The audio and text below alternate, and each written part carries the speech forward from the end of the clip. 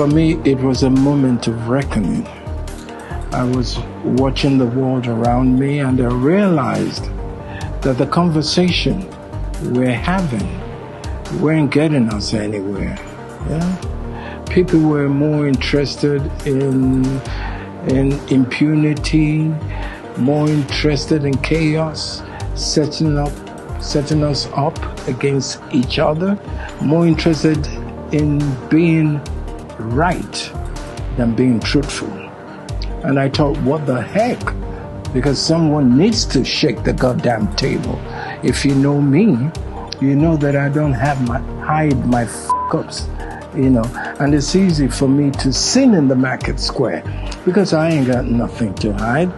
And frankly speaking, I don't keep a rat ass Yeah. It's also about documenting my legacy.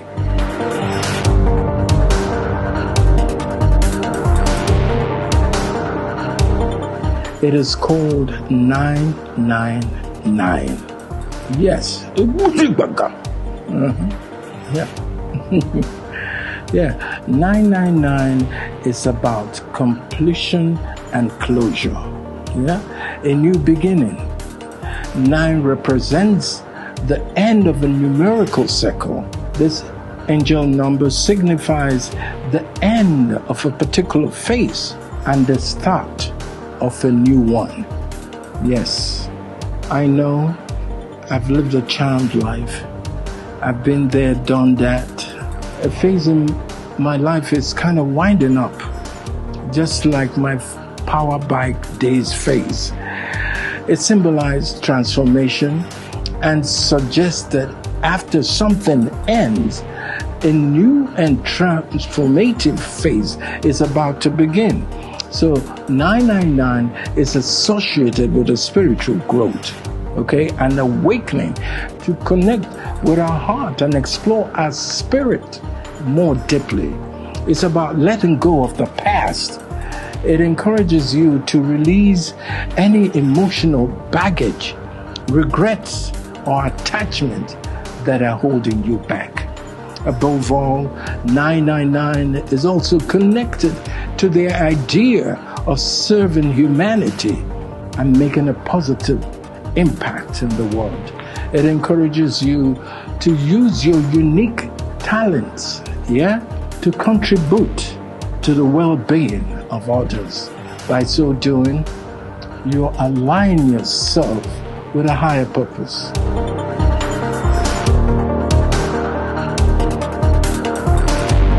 My book is a challenge to the status quo. It is called to arms and arguing that we can't keep doing things the same old ways and expecting new results. We need to think differently and act differently, demanding most from ourselves and our leader. It's about the new age parenting style since the millenniums and the Gen Zs. It's about consistency. It's about tenacity. It's about audacity, for crying out loud.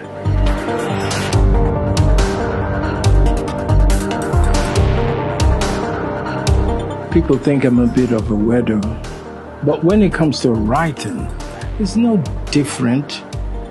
I mean, it's either I'm feeling it or not. So if I'm not feeling it, I just go to sleep and completely shut down. By the time I'm awake, I'm probably rebooting. I find that it helps me to tap into my subconscious and get to the raw emotion and talks that I need to access. Anyway, it works for me. I don't know about you.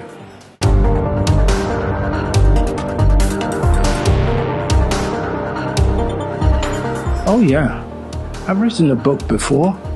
Yeah, called My Private Part. Yeah, it's somewhat like a scrapbook, but 999 was more intense.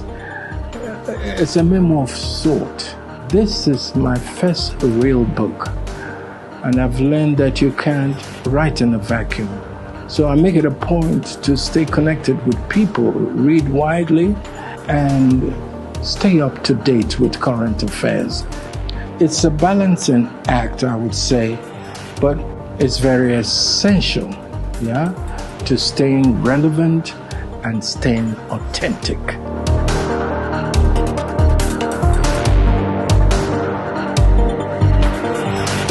You see, doing this book, it has been a journey of self-discovery. I've learned to be brutally honest with myself and others. I have realized that my voice matters and I need to use it to make a difference. The story of my life has really, really humbled me and has led me to live a simple life devoid of any airs whatsoever.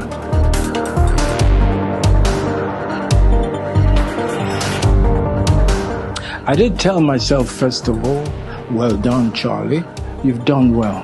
Lived your life your way, never cared about what others think, because it's my life.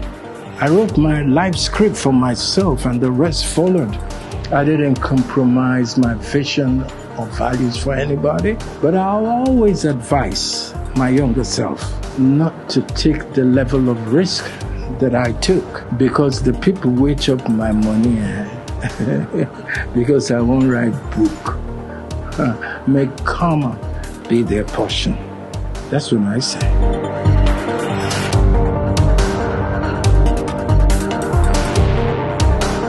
I didn't want to ask, what's the one thing you are afraid of? Because that's where the real conversation starts. That's where we get to the beef of the matter.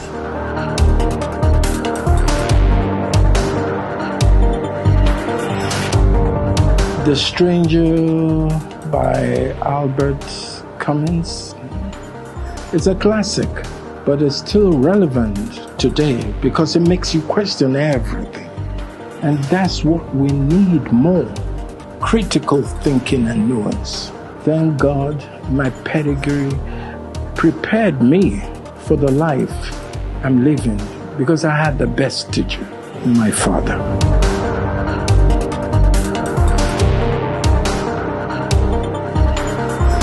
We're living in a world where image is more important than substance.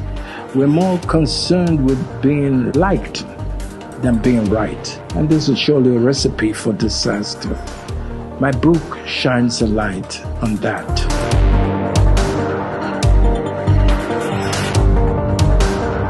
Silence is a prison, and I've been there, but speaking out has been liberating for me. Because I'm not alone. I'm speaking for those who can speak for themselves.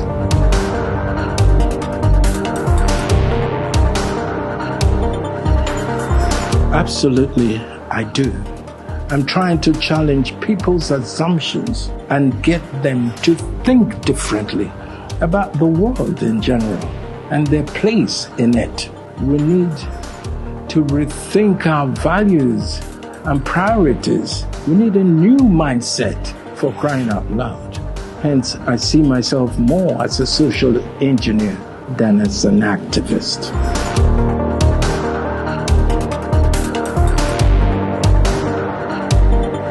Oh yeah, I want them to take action. I want them to get involved in their communities. I want them to challenge the status quo, and demand more for themselves and others. I've always maintained that the salvation of this country lies in the hands of its exceptional youths who have kept me youthful and useful.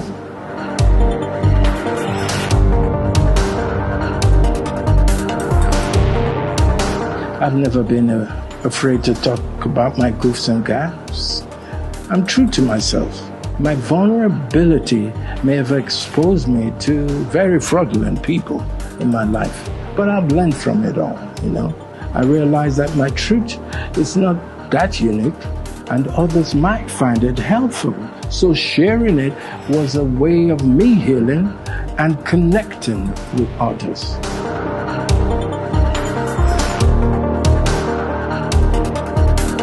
I did say, don't give up. Your voice matters. I believe in you, and quitting is not an option. You have the power to create change. So bloody use it.